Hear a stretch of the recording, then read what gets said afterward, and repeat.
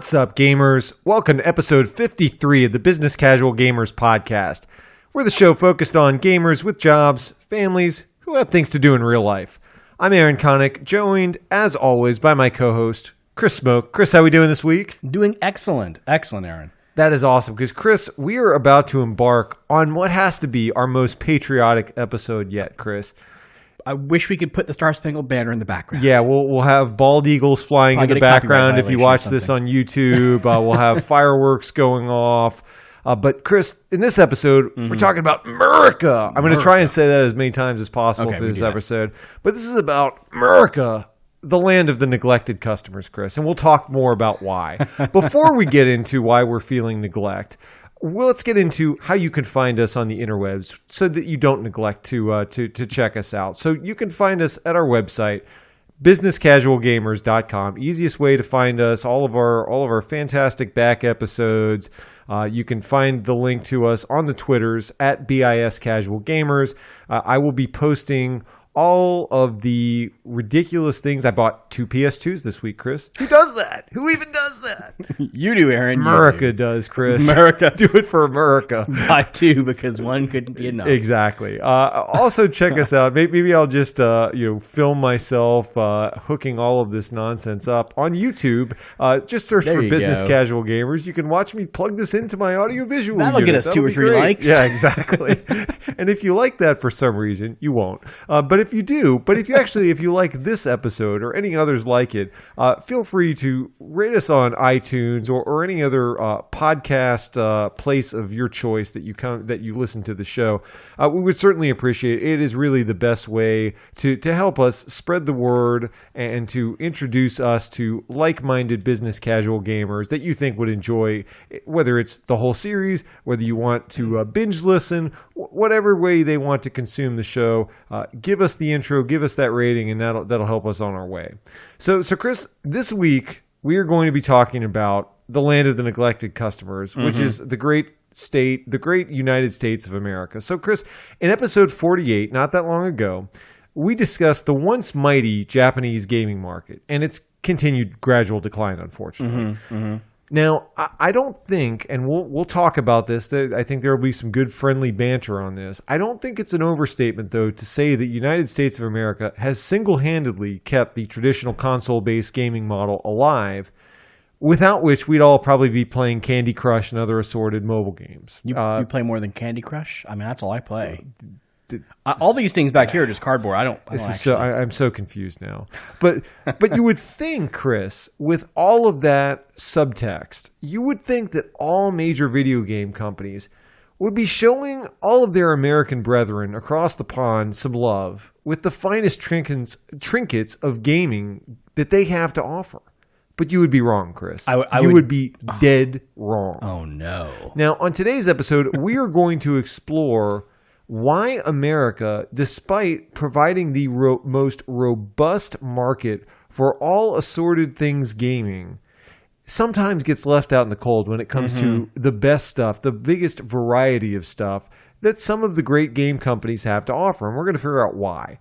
So, Chris, let me start this off. I'm going to give you some statistics. I'm not going to get too deep into charts and graphs and anything like that. But I do feel, because some of these may surprise our listeners, I do want to just kind of set the stage for the overall game market. Now, I've corroborated a lot of these numbers. There's kind of one study that I thought had the best infographics and compiled this the best, but I've cross-referenced this against other sources. And again, everybody's got their own estimates and all of this and how they pulled it, but pretty darn close and directionally correct. And so if I look at the gaming market as it stands today, it's about $100 billion revenue global industry. Now, about half of that is what you'd call either physical with the option to download product, right? So you think of it whether that is you actually get the boxed game off of the shelf, or let's say the equivalent that you get from PSN or Steam. That's all kind of in that category, let's say, right? The other half of the market is what you'd call your mobile or your browser games, right? A lot of this is where the free-to-play model has come in, paying for items, paying for your 99-cent $2 at a time transactions that, a lot of the world, as we'll talk about, is really getting behind. And that's where a lot of the industry growth is coming from. I got to think of most of that 50% has to be mobile these days. I don't see a lot of browser games. I know they're out. I mean, they were out there years ago, but now, given all the tools and everything, it seems like they've probably migrated more to mobile. Yeah, and that's a very fair point. Now, of that, let's break that down a little bit. So if I'm looking at percentages by country, the U.S., at least as it stands today, and it's actually fairly close, but the U.S. is the largest market. And certainly when you break it down further to look at physical game sales, the U.S. is the largest market by far. Second place is not close. Now, you look across the world, and surprisingly, maybe not surprisingly, but certainly when you go back as far in the hobby as we do, China is neck and neck and really poised probably by the end of this year to overtake the U.S. as the largest games economy, if you will. Interesting. Now, the biggest thing that is worth noting in China is that most of the growth there, over 2/3 of the revenue from games in China, comes from mobile or browser-based. Now, that not surprising for when you've read lots of stories that are out there of kind of the homegrown Chinese companies. Tencent's one that's kind of out there that's putting out a lot of content, but they are a lot of the Chinese market has grown up, getting access to mobile devices, and this is kind of their gateway to center stage, right? They're getting phones has been the technology that is countries are coming along and coming into their own. That has become kind of one of those status symbols, right? Having the mobile phone, having access to whatever, and mobile gaming has been a big part of that for them. So they are neck and neck with the U.S., but obviously further down when it comes to the physical games, let's say. Now, you got to look a little further down the list. Japan, that used to be, again, founded a lot of the companies that we know and love. Japan is about half the revenue of the U.S., and much like China, the mobile gaming is, I don't want to say booming, but growing, let's say. But the physical games are in decline. Now, it's not to say that that's not a very healthy market still, certainly relative to the rest of the world, but it's not close to the U.S. And I think that is definitely worth noting as we get deeper into the topic. Now, once you get past the kind of your top three, you get into a lot of the Western European countries, Germany, UK, all of that. But they are a fraction, very, very far behind. So you go from, let's say, about 12 billion of revenue in Japan to about 4 or 5 in Germany. So it drops off quite considerably once you get past that. So, Chris, that is kind of the market as it stands today. But I do think it's worth noting that it seems like all of these trends about mobile gaming, while I don't want to point to that as a threat to our hobby, because it's not, but so much of this show, right? If you're watching on YouTube, you can see in the background all the hardware. You can see we've held up special editions and controllers and all of these things that on the show we have associated with gaming. You have this whole economy that's being built up that doesn't really use any of that stuff. And that's something that as a gamer, I shouldn't feel threatened by that, but it is something that I'm saying like, wow, is this even the same hobby anymore? This is crazy. Yeah, I think it's something that we talked about maybe over a year and a half ago when we talked more about, the gamers that we don't really expect, right? Yes. And we also kind of, we had this kind of hypothesis with respect to, the 50%, which are traditional gamers, console gamers, PC gamers, people who have the hardware you're talking about. And then the mobile gamers that are, I think arguably many of those gamers are new. And when I made this comment back then that, you think about this upward trend for how this market has grown over time. I mean, obviously a lot of the growth in that market has not been that. I think there certainly have been people who have come to console that have not been in console before. But I think that number is probably not risen as much as people who are just not gamers at all, who, not to mention Candy Crush again, but who are, we talked about some people who are some adults, some soccer moms, some, fathers who were doing things that, when their kids at piano practice, they're opening up Candy Crush and they're playing, and they're putting, or their kids, right? they're putting money into this ecosystem, this market that they wouldn't normally do if they didn't have a mobile phone or an iPad or some sort of tablet with them at all times.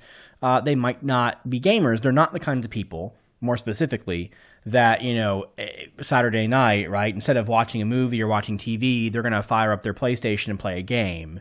And so I think that a lot of this it's interesting to see how these markets have kind of grown over time, and I suspect, and I don't have proof just yet, but I suspect that the traditional gamers, such as us, right? Sure. Many of the audience, that number probably hasn't gone up or down all that much. It's probably stayed relatively steady state because the kinds of personalities, the kinds of people who tend to like those games, aside from say like the Call of Duty kinds of things, those people probably stay the same. And then we've had this influx of new people who have now been kind of in a broad brush painted as gamers. But to our point back in the day, on that earlier episode, I don't know if they should really be called gamers or not.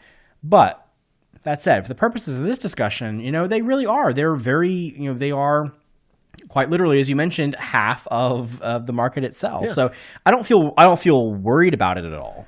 Yeah, and what's interesting, when you think of the connection that we have, I mean, I feel like we are very representative of, in many cases, your average American gamer, right? Mm-hmm. We are children of the 80s. We have been around through, not necessarily Atari, but NES was a system that really, for many people, was the home console that mm-hmm. hooked them, and that was the country's introduction to obviously what became an infatuation with Nintendo and other Japanese game companies. And when you go all the way back, you have a 20-plus year hobby, you have that nostalgia factor, mm-hmm. right? You want to go back and get those items from your childhood. And there is a connection to physical items because that's what you grew up with. And it's interesting now that as we go into the next generation of gaming, you have a huge part of the population. Again, I'm sure there are some people in China who maybe they imported stuff, mm-hmm. and maybe they go back with the hobby as well. But you have a significantly larger share of the population that has no connection to the physical gaming world whatsoever. They only knew mobile gaming. And so you'd kind of think in that type of environment, Chris, that the companies that are out there that are saying, you know what, I'm not going mobile. I'm going to make the packaged physical game. I'm mm-hmm. going to make the object. I'm going to kind of stick to the roots of the hobby, if you will. You would think that America would be getting an outsized share of the love when it comes to that. But, Chris, I feel like all of that, not all of it, and we'll get into some of it, but so much of that is still concentrated in Japan. Now, I want to give you a good example, and I'm going to try not to shake my fist at Reggie Fils-Aimé and Nintendo of America too much. Although if you did check our Twitter account, I did tweet at him and fairly angrily, but I would say justified, but we'll go into why.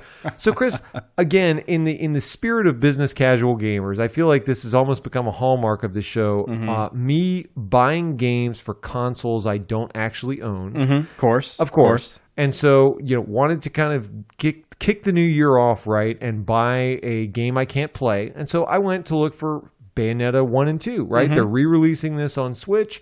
Looking forward to finally picking those up, and I'm looking and I'm saying, "Oh man, there is this really sweet special edition. It's got the unique colors of each game. You got the blue gun and the red gun, and you've got the different colors on the disc, and this looks great." And then you look at it, Chris, and you say, "Oh, that's Japan only." Oh, but I'm sure, Chris. Okay, Japan. I'm sure there's just an American version, later, and there's going to be. Right. Oh, mm-hmm. Okay. Here's mm-hmm. the UK version of this. Of course, there's going to be. I'll just scroll further. Oh no, Chris. There's no special edition for America. Who even buys games in America, Chris? Mm-hmm. No, Chris. We have got to get a cheap box with really second-rate art. And Chris, no, we can't be. We don't need 2 physical games. Chris, who could be? You might, if you were to get 2 game discs in a single box, Chris. I mean, that'd be so confusing. Yeah, like one's numbered Bayonetta and the other's Bayonetta 2. I mean, which game is that even? I need instructions to help me. And so, Chris, they helped you out, and instead of actually giving you 2 physical games, they gave you a downloadable voucher to, I'm sure, load the game to the, what, is it up to like a gig of memory on a Switch now? Is that what Nintendo has graced you with to hold all of your gaming I don't even remember. needs? Now, I just looked at this, and I am shaking my head and saying, you have got to be kidding me. This is a perfect example of, this is the game that would sell me the system, and Nintendo has already done the work. They have already made the cool special edition, and they just aren't releasing it for America. It is baffling to me. You know, it's funny. As you were talking, I remembered a very similar case that I ran into last year, which was the re-release of the new Metroid on 3DS.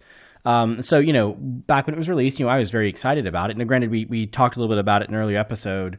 But, I was really excited about it. I went to instantly pre-order that game.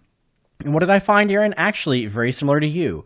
I found a really cool collector's edition of the game that I really wanted to buy, and it was EU only. Yeah. And I thought, again, like it's almost funny, and we did not rehearse this. I thought to myself, there is no way they're going to release this thing in EU and not give the US something. No, they didn't. And maybe it's a Nintendo thing. Maybe there's some sort of market analytics that tells them that, that Americans don't want big boxy, statues and other kinds of things and medallions and CDs and whatever. I don't know. But here's the thing.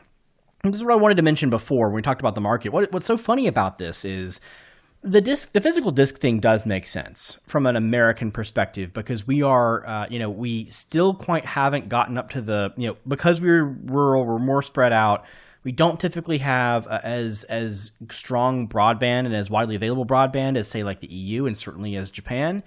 So I can see, they probably feel like in order to tap into that full market, they're going to have to put a physical disc in a store that's 1.5 miles down the road from, any town, Kansas, right? Right.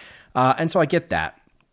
But what I don't get is, let's generalize a little bit more and say, okay, well, Japan, although it is certainly much more dense, it's a smaller area. You look at like the average living space for, say, like American, I think the average house is 2,000 square feet, something like that. Right. Right. If you go like, say, Tokyo, for example, the average apartment that's reasonably priced is probably anywhere from 200 to 600 square feet. Right? We're talking really, really small unless you're getting really expensive. And so you would think in these kinds of places, right, if I got 2,000 versus 500, that the 500 would probably be less prone to want all the extra crud and crap that, that you can put on places, you don't have places to really put it, honestly. Right. So I would expect that granted, we'll talk a little bit more about this as we go forward. There are probably some socioeconomic components to this as well that make it kind of pan out the way it does. But, Americans, if we have all of our big spaces and all of our big game rooms and all of our big area, whatever, garage basements, wherever we put the stuff, I don't know why they don't just go ahead and you're right, they're already delivering us a physical copy. Yeah. Why not just put something else in there with it? Yeah, and it's amazing because I actually read Nintendo's response to this, and they said for Bayonetta 1 and 2 specifically, they said, well, the game sold better in these other territories than it did in the U.S. Now, I think they mean that on a relative basis. But I look at it and I say, okay, well, let's dissect that, right? So original Bayonetta came out at a time when the PS3 version was god-awful. I mentioned this on a past episode. It is one of the most egregious examples of horrible porting and just poor performance in a game that I've ever played. It took one of the best games out there and made it unplayable. And then the Xbox 360 version, while a very good game, the reality is this released around the time that everybody's favorite Xbox 360 was Red Ring, and then the next one that they'd get was Red. These things make a difference in terms of sales. If I don't have a console or a game that's any good, I'm not going to play it, and I'm not going to encourage others to buy it, especially when it's a brand new franchise. And so Yeah. I look at that, and then you go to Bayonetta 2, and it gets worse, right? Bayonetta 2 was released for the Wii U. I could almost just stop there, and I think everybody's like, yeah, nobody bought that, so... Yeah, oh, wait, right. I'm probably the only one. Yeah. Chris, Enjoyed do you own Bayonetta 2? I do not. No. Exactly. Nobody bought the game, and it had nothing to do with the quality of the game. Everybody that I know who is a Bayonetta fan who has played that has said it's a phenomenal game. But the reality is it was released on a console nobody bought. Was there a claim that Bayonetta across all platforms didn't sell, or on the Nintendo platforms didn't sell? Yeah, they specifically said that it was that it was mainly across the Nintendo, but they felt like it was a strong enough franchise. So to give you an example, I think the big thing that relaunched, at least them continuing to develop the game, was when they released when they ran the Smash Brothers character contest. Bayonetta was voted as the character people wanted to see in the game by a wide margin. And I look at that and I think they, much like when Fire Emblem, when Roy and Marth became popular characters, that was what really provided the catalyst for them to release games. And so, hey, glad that they figured it out for whatever reason. But I look at that and I just say, Nintendo, have you really made the correct market assessment that we wouldn't buy the game? Well, no. I mean, to expand upon that, not to beat the dead horse, but I think that it's interesting. Your points about the 360 are valid with respect to Bayonetta and red ringing, people not wanting to buy new 360s. PS3 version, you're right. Throw it out. It's garbage. But it's funny because rewind back in the early Wii days, right? When we first came out, mobile wasn't really there. Like there was no app, there was no iPhone, there was no app store. Mobile gaming wasn't quite there yet. It was just kind of handheld gaming, like the DS and the GBA kind of things, PSP even that time. But what's funny about it is, okay, I would argue that the same argument I just made a minute ago about how there were those kind of gamer but non-gamers. The kind of people who had never gamed before, but kind of get a kick out of playing video games, but not in hardcore mode. Like they're not someone who's going to go try to 100% a Mario game. They all went out and bought Wiis, right? I have lots of good friends that went out and bought Wiis because they love Wii Bowling, they love Wii Tennis, they love those kinds of things. And heck, they probably never bought any other games besides from like Wii Fit or whatever, or Mario Party kinds of games. And I think that's really what happened. So the people who own the install base of the Wii in general were two kinds of people, I would say. Number one, they're kind of people who are not really likely to go out and buy a game like Bayonetta because they're really more into those kinds of soft kind of, touchy-feely, not touchy-feely is the wrong way to put that, but soft kinds of Wii bowling kinds of experiences, which is totally great, totally cool. They're getting used to gaming. That's awesome. Or two, they're people like you or me. I own a Wii.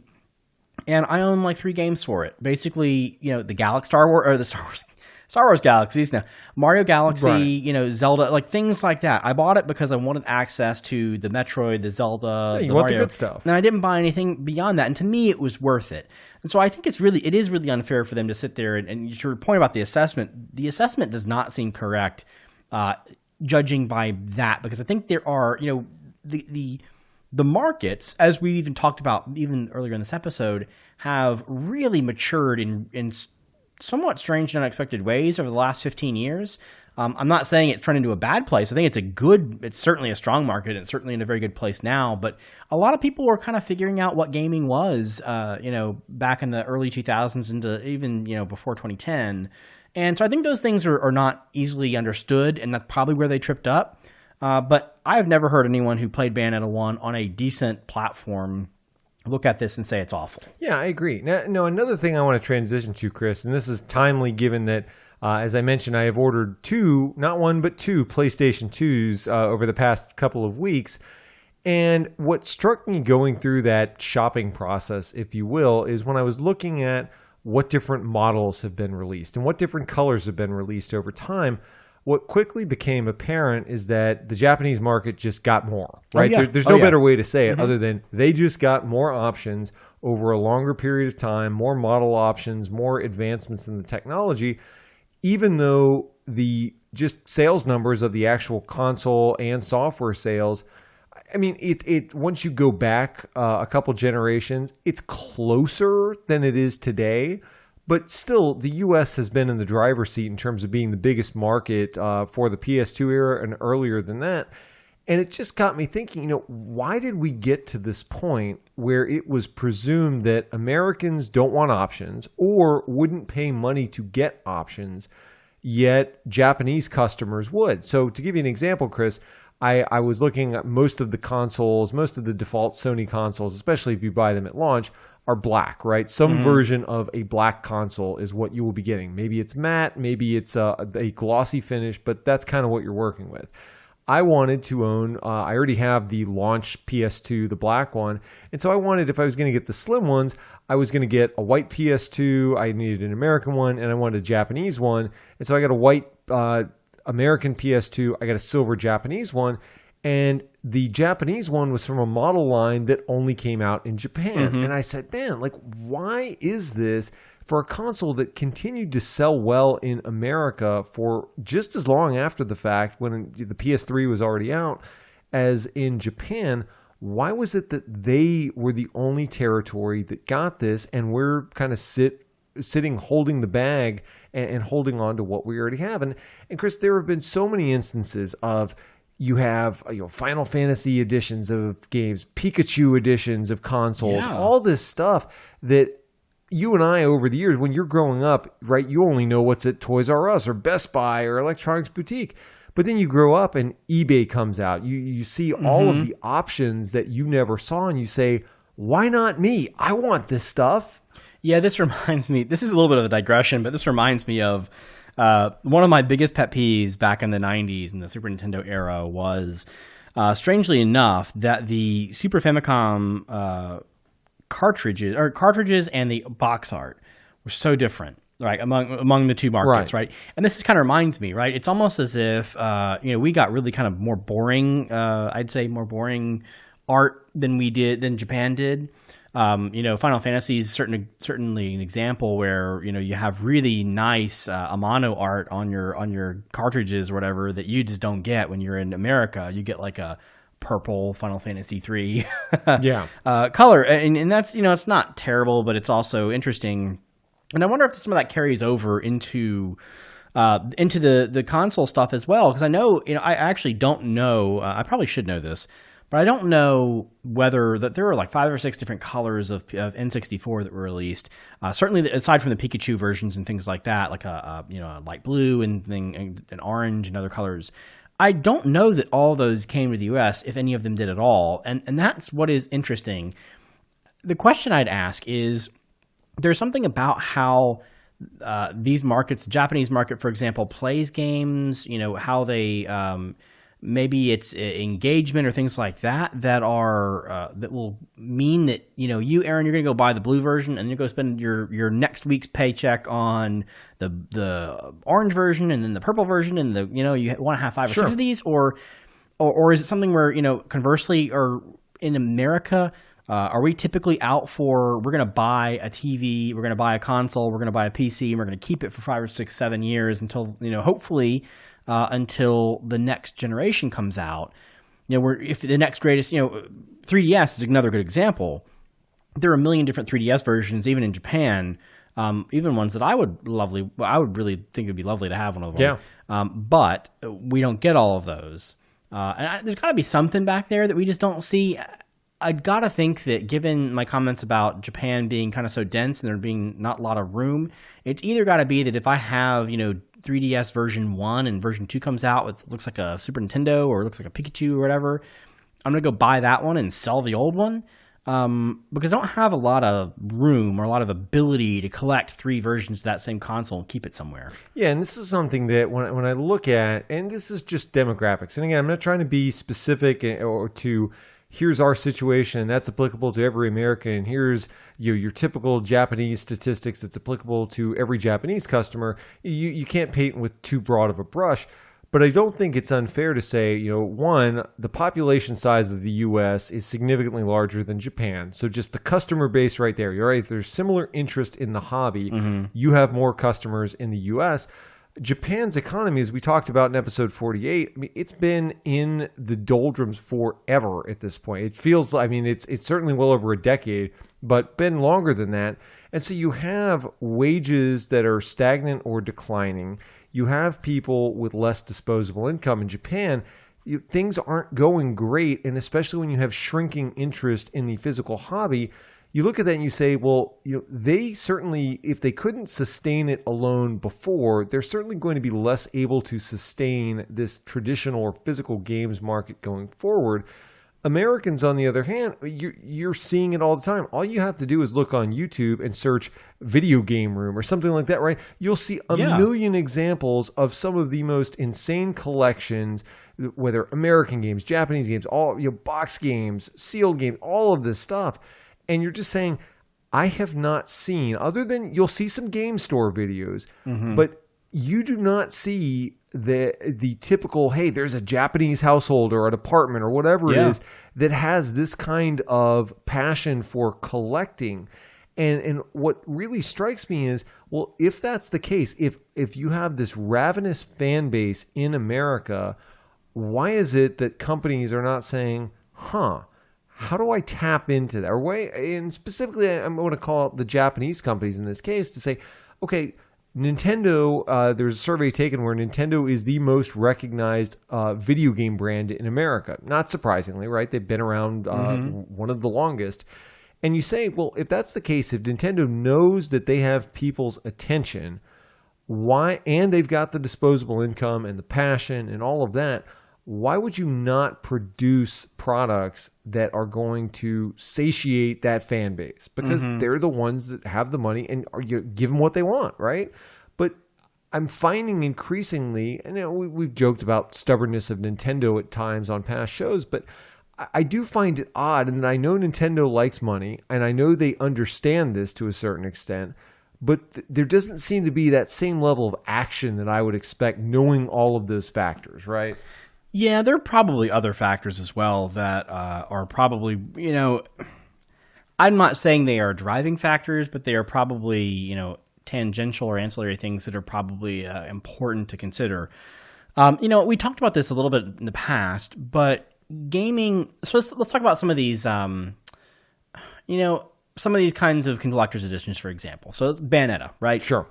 So I don't think they have this necessarily, but say you have, Bayonetta that has the soundtrack in it, it has an art book, and it also has, the $200 version also has like a 6 or a 12-inch figure of Bayonetta, the character, right? Here's a epoxy, female and a scantily clad kind of a thing or whatever, that I think in Japan, that culturally, if it's not, I'm not sure if it's encouraged, but it's certainly not discouraged, and it's acceptable. For, let's just make it up, a 40-year-old single male to have multiple statues of these kind of characters in their apartment. That's not a big deal at all. And in fact, you go through, Super Potato or any of these places in Tokyo, and you will find, floors and floors and floors and floors of all these little, figurines of different anime, different video game characters, all sorts of characters. And, it's totally acceptable there.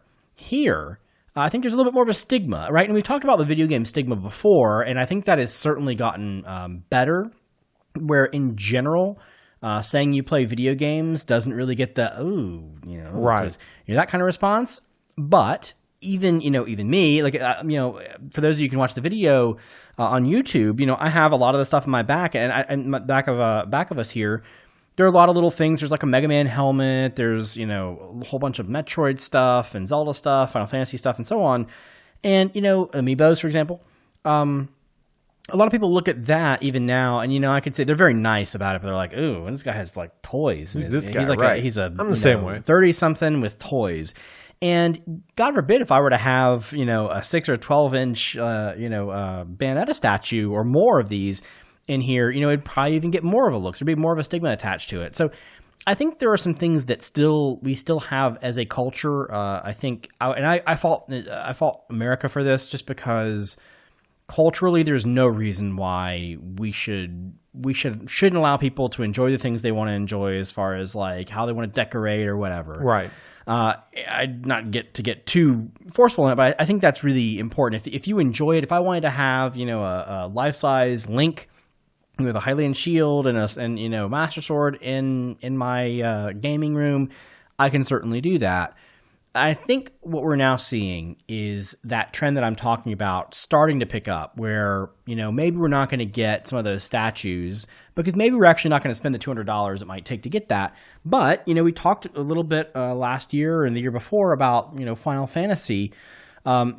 Final Fantasy collector's editions, have sold out relatively quickly and across all markets. And I think that's probably making people at least perk up a little bit. No, Aaron, too much to your chagrin, probably not Nintendo. Yeah. But other publishers and other game companies are certainly trying to do this as much as possible. And you're seeing a collector's edition with almost every new big game. Yeah, and I think then let's talk about the why behind that and why we're seeing that. So we touched on that episode that the American developers, by and large, have really leapfrogged the Japanese developers as releasing the biggest games, right? Mm-hmm. If you look every year at what are the biggest games, you are lucky. Maybe if you get the Mario or the Zelda, one of those can kind of crack the top 5, top 10. But by and large, it's your Activisions, your EAs, mm-hmm. Ubisofts. They are releasing the blockbuster games, and you maybe have a standout Japanese game or two, whereas before that was never the case. And so American developers, I feel, clearly get this. If you read any stock analyst who covers video game stocks, right, one of the first things that you will read is that they understand this concept of the collector's edition having a higher average selling price than a normal game. They understand that. They see people being willing to pay for it, and they know that that is a way to increase price and drive more money, right? And so you have all of the analysts who are expecting this as a way to make more money. The companies are going to listen to their shareholders and their analysts, and they are going to produce what people are telling them will mm-hmm. sell better. And so because the American developers, most of these are public companies, you have seen a really steady march towards, if this is going to be a big release, we better have multiple options, multiple packaging options, good swag, DLC plans, all this stuff, mm-hmm. right? It's wealth. It seems, even if every packaging decision or every special edition isn't created equal, and there's certainly some that are better than others, I find that you rarely find one that is at least not fairly well thought out and planned, and there's an expectation that there is at least a fan base out there that wants this. And what's funny is you're seeing more and more. I actually have experienced this recently on Amazon. I'm an Amazon Prime member. You get a discount for pre-ordering games. Mm-hmm. And I have found it for the last couple of pre-orders I've done where I haven't made a decision months in advance when it went up on the site to order the game. Those pre-orders are sold out. And that's something that there is clearly a market if you are getting months in advance. Games have been out there for months, but they're pre-selling all their copies of special edition games. You can't ignore that and say, well, there's not demand out there. Or it's like, no, there's so much demand that you can't even meet it. And so I look at that and I say, American developers, I think, are getting this, and they are filling a lot of the void that I feel like Japanese developers, at least when it comes to American customers, aren't getting. But it is a little bit baffling and worrying to me, Chris, and I want to get your take on this because Nintendo has specifically, and Konami's another company that I go way back with. We've talked about a lot. They are companies that, if they are to survive based on the way they are currently structured, they have to sell expensive packaged games, full price games, if you will. Mm-hmm. And that is the way that they are going to survive unless they significantly change their business model. And when I look at the fact that they seem unwilling, unable, whatever the case may be, to figure out the market needs, deliver a packaging, a product that their fans desperately want, you kind of look at it and you say, well, if you don't get that right, what's left? The alternative is selling, 99-cent transactions to buy Mario a new hat to throw at his enemies.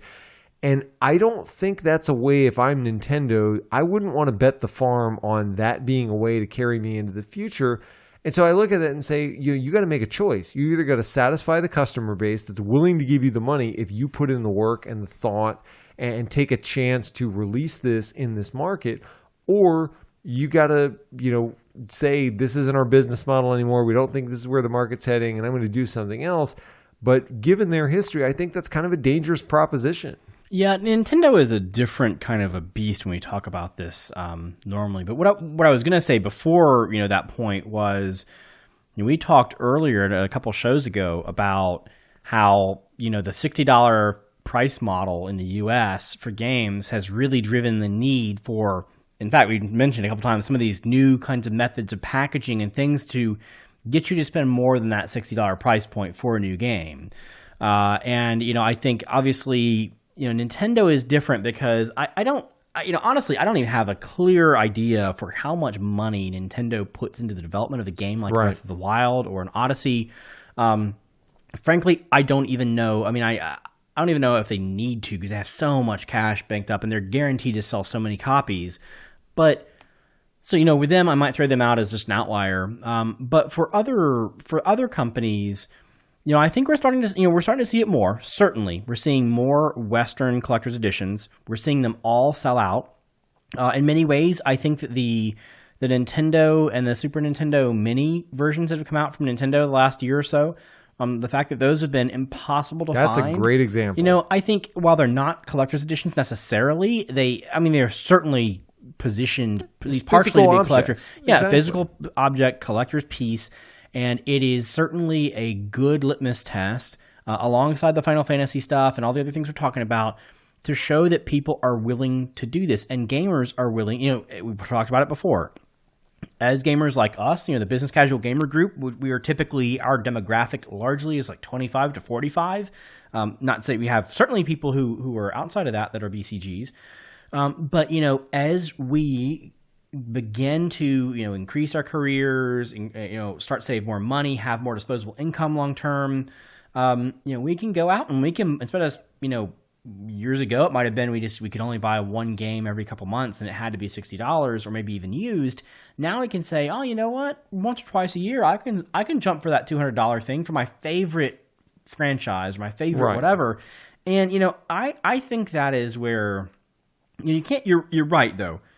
You cannot screw it up in that you cannot say, we're going to go make 1 million of these collector's editions and someone's going to get wind, number one, that the special collector's edition is not really special nor collectible from a number perspective. But also I've thrown all this money into pre-producing these kinds of physical objects that are arguably much more expensive to package up and to build and manufacture than just pressing a disc. Right. So it is a slow transition. It's a lot of kind of risk being taken on the part of these publishers putting these things out. But now I think they're starting to see there is an uptick. And so what I think will eventually happen, and I think this will hopefully make you happier, and Nintendo, of course, might not do it. Sure. But I think other traditional video game companies and publishers, what I think they're going to end up doing now, what you'll see into 2018, 2019, and 2020, is a gradual increase. And they're going to hit this high watermark, to my point earlier, which is how many is just the right amount so that we have made as many of these collector's items as we possibly can, like amiibos in a sense. Sure. Without saturating the market so that there are just so many of these things, it's just like, you get exhausted. Right. You get exhausted. No one's possibly going to buy it. I think we're going in the right direction there. And I think there are a number of factors, a couple of which we talked about here, that are going to drive in the direction that, Aaron, you're going to enjoy. I hope so. So with that, we'll close out the topic. But let's just say, Chris, it's time to make America great again, Chris. And I don't mean political or anything. We need to make it great with gaming swag, Chris. It's time. That's a platform we can all agree on as gamers. Mm-hmm. Beliefs aside, if you're a business casual gamer, I think that is something we can all rally around. That it is time. We're starting to get the good stuff. As Chris said, we're seeing progress, but it is time. We need to declare our greatness as America and get the swag we so rightfully deserve, Chris. So how do we do that? By tweeting at Reggie Fils-Aimé. Yeah, angry tweets at Nintendo, Chris. I mean, I'm sure it got some action. At least it got them to explain the rationale. Probably not. They probably already had done a press release on it. This podcaster, Aaron Connick. But I tell myself, Chris, that this is what caused it. But we would love to hear from you, the audience, ideas about this, because this is something I think many of us, in talking to our audience, are passionate about. We all are trying to collect relics from the past, and I think figuring out and vocalizing what it is that we want is an important part of that. So we'd love to hear from you. Hit us up, tweet at us at biscasualgamers.com. Hit us up on the website, businesscasualgamers.com. Find us on YouTube. You can find me shaking my fist angrily at the screen. Search for Business Casual Gamers. Again, we talked about it in the episodes leading up to this. We're going to try and split the format a little bit. And so next week we'll be coming back to you with some game assignments and go through that. But we did want to at least, as we've been alluding to in the past few episodes, kind of try this new format out and say, hey, we're going to have a shorter form, more of a split episode. We'd love your feedback. Let us know. Hit us up with any feedback on that. We are always open. We did this in part because of audience feedback, and so we'd love to hear from you. But with that, we are going to bring episode 53 to a close, and we will see you in a couple weeks. Thanks all.